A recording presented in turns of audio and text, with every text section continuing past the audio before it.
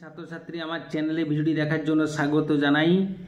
তোমরা যারা অষ্টম শ্রেণীতে সেকেন্ডের সামেটিভ পরীক্ষা দেবে তাদের জন্য একটি স্কুলের প্রশ্নপত্র এবং তার উত্তর নিয়ে আজকের ভিডিওতে হাজির হয়েছি। আশা করি ভিডিওটি শুরু থেকে শেষ পর্যন্ত মনোযোগ সহকারে দেখবে, তাতে অনেক উপকৃত হবে। তো চলো এবার শুরু করা যাক।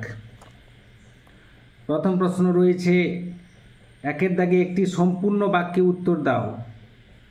একের এক, কাকে দেখে কবির গাছের প্রেতছায়া বলে মনে হয়েছিল? উত্তর হবে গলির মোড়ে একটি কঙ্কালসার গাছকে দেখে কবির গাছের প্রেতছায়া বলে মনে হয়েছিল। পরবর্তী প্রশ্ন একের দুয়ে দাগে, বৃক্ষ শিশু নিরাপদে নিদ্রা যায়। বৃক্ষ শিশু কোথায় নিদ্রা যায়? উত্তর হবে বৃক্ষ শিশু বীজের উপরে থাকা কঠিন ঢাকনার মধ্যে নিরাপদে নিদ্রা যায়। পরবর্তী প্রশ্ন একের তিনের দাগে, নিঃশ্বাস কেমন করে বয়ে গেছে? উত্তর হবে বুক চাপা কান্নায় উত্তাল ও অস্থিরভাবে নিঃশ্বাস বয়ে গেছে। একের চারের দাগে শূন্যস্থান পূরণ করো। গম্ভীরভাবে ঘড়ির ড্যাশ মতো দুদিকে মাথা নাড়ে। উত্তর হবে পেন্ডুলামের মতো দুদিকে মাথা নাড়ে। তাহলে শূন্যস্থান পূরণটা হলো পেন্ডুলামের মতো। পরবর্তী প্রশ্ন একের পাঁচের দাগে, এই প্রকারে ড্যাশ দ্বীপে গাছ জন্মিয়া থাকে। এখানে উত্তরটি হবে জনমানব শূন্য দ্বীপে গাছ জন্মিয়া থাকে।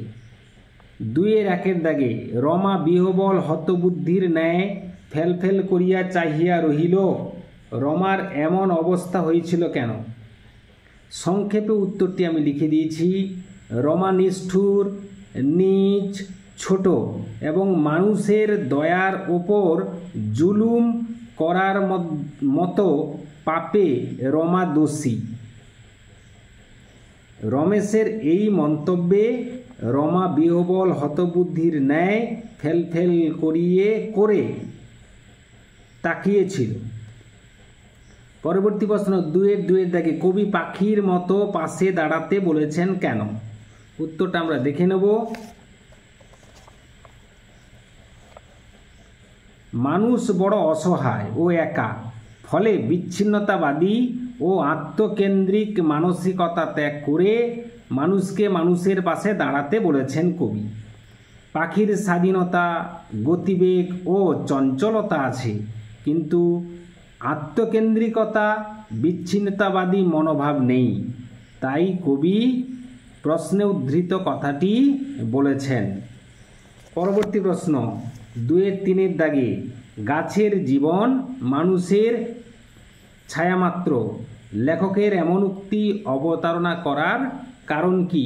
আমরা জেনে নেব। দুয়ের তিনের দাগে, মানুষের মতো গাছেদের জীবনেও অভাব, অনটন এবং দুঃখ কষ্ট আছে। অভাবে পড়ে এরা চুরি ডাকাতি করে। মানুষের মধ্যে থাকা সদ্গুণ ও গাছেদের মধ্যে আছে বা এদের আছে। এরাও অর্থাৎ গাছেরাও একে অন্যকে সাহায্য করে। এদের মধ্যে বন্ধুত্বের সম্পর্ক গড়ে ওঠে। স্বার্থত্যাগ ও সন্তানের জীবন রক্ষা করে গাছ মানুষের মতো। এরপরে পরবর্তী প্রশ্ন দুয়ের চারের দাগে, চিরকাল উত্তাল তাই রে। কে চিরকাল উত্তাল? কেন সে চিরকাল উত্তাল হয়ে রইল? প্রথম প্রশ্ন উত্তর, হাওয়ারা চিরকাল উত্তাল কেন? না, জীবনে কোনো স্থিতি বিশ্রাম হাওয়াদের নেই, সেই জন্য তারা উত্তাল ও স্থির। পরবর্তী প্রশ্ন তিনের দাগে, যে কোনো দুটি প্রশ্নের উত্তর দাও। তিনের এক, ছেলে কথা শুনেই বুকুর মার মাথায় বজ্রাঘাত। ছেলের কথা শুনেই বুকুর মার মাথায় বজ্রাঘাত হলো কেন? তিনের দুই দাগে, কোনোদিন এই দিকে আসিবে না আর। প্রসঙ্গটি বা প্রসঙ্গসহ উক্তিটির তাৎপর্য আলোচনা করো। তিনের দাগে, সেই প্রথম আমরা পাবলিকলি বাংলা ভাষার জন্য লড়লুম। লেখকের অনুসরণে সেই লড়াইয়ের বিশদ বিবরণ দাও। কিছুক্ষণ যেন থামিয়া রয়েছে এ বাড়িরে ভালোবাসে।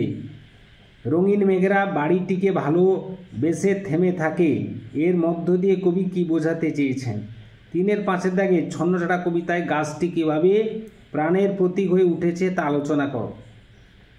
পরবর্তী প্রশ্ন 4-এর 1, পুত্র গর্বে হরিহরের বুক ভরিয়া যায়, কখন হরিহরের এমন অনুভূতি হতো? উত্তর হবে অপুকে তার বাবা হরিহর রায় গাঙ্গুলি বাড়ির চণ্ডী মণ্ডপে নিয়ে যেতেন। গাঙ্গুলি বাড়ির চণ্ডী মণ্ডপে অপু রামায়ণ পাঁচালী পাঠ করে বৃদ্ধদের মজলিসে থেকে বৃদ্ধদের প্রশংসা আদায় করত, তখনই হরিহরের এমন অনুভূতি হতো, অর্থাৎ পুত্র গর্বে হরিহরের বুক ভরে যেত। তাহলে উত্তরটি দাঁড়ালো গাঙ্গুলি বাড়ির চণ্ডী মণ্ডপে অপু সুন্দর করে রামায়ণ ও পাঁচালী পাঠ করত এবং বৃদ্ধদের প্রশংসা আদায় করত, তখনই হরিহরের বুক পুত্র গর্বে ভরে যেত। পরবর্তী প্রশ্ন 4-এর 2, এটাই কেবল বাদ পড়িয়াছে, কি বাদ পড়েছিল? উত্তর হবে অপুর রেলগাড়ি দেখা বাদ পড়েছিল। পরবর্তী প্রশ্ন, কেন বাদ পড়েছিল? অপু রেলগাড়ি দেখতে গেছিল, কিন্তু রেলগাড়ি আসতে 2 ঘন্টা দেরি ছিল। অপুর বাবা হরিহর রায় এই 2 ঘন্টা অপেক্ষা করতে রাজি না হওয়ায় অপু তা দেখতে পায়নি, অর্থাৎ অপু রেলগাড়ি দেখতে পায়নি। 5-এর দাগে নির্দেশ অনুযায়ী বাক্য পরিবর্তন করো।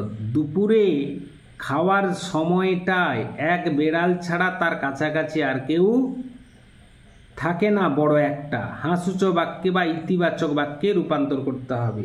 তো জেনে নিই,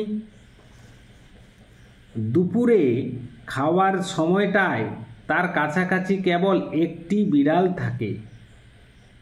এরপরে 5-এর 2-এর দাগে প্রশ্নে আমরা যাব, ওর কথা আর তুমি বলো না, ওকে কেউ পছন্দ করে না, আমি এটা জানি। এই অংশে সর্বনামের সংখ্যা কয়টি?